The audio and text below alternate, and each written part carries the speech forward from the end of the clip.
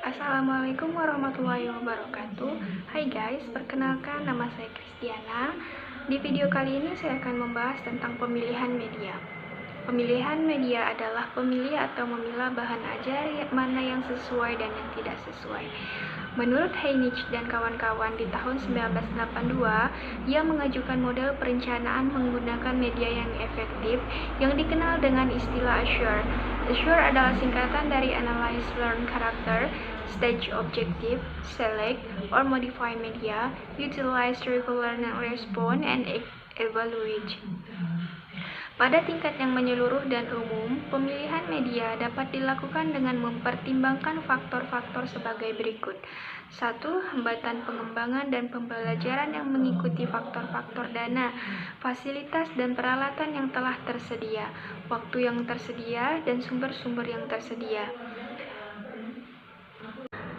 2. Persyaratan isi tugas dan jenis pembelajaran.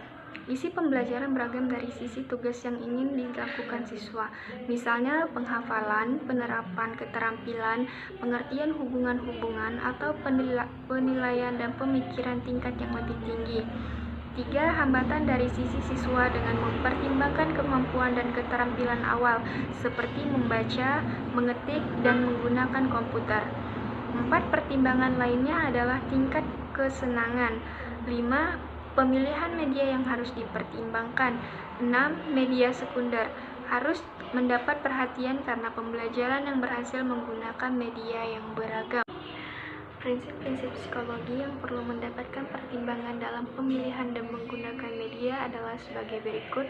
1. Motivasi, yaitu harus ada kebutuhan, minat, atau keinginan untuk belajar dari pihak siswa sebelum meminta perhatiannya untuk mengerjakan tugas dan latihan.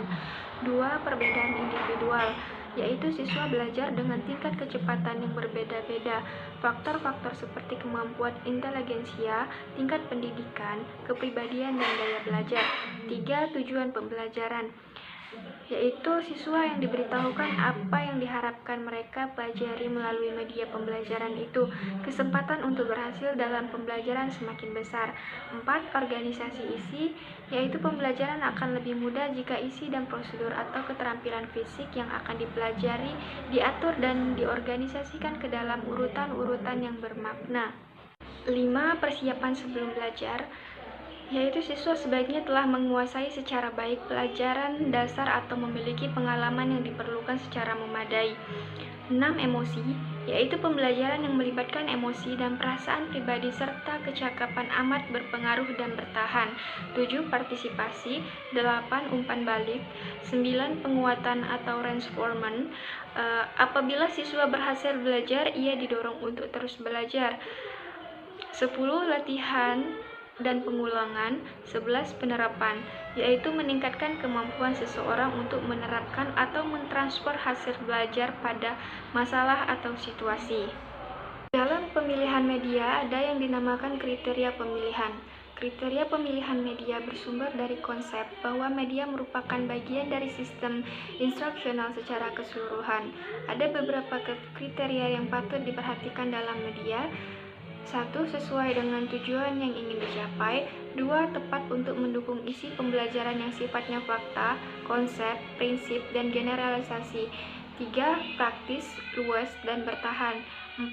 Guru terampil menggunakan ini merupakan salah satu kriteria utama.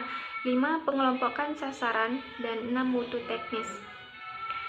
Baiklah, demikian untuk video dari materi pemilihan media kali ini. Terima kasih. Wassalamualaikum warahmatullahi wabarakatuh.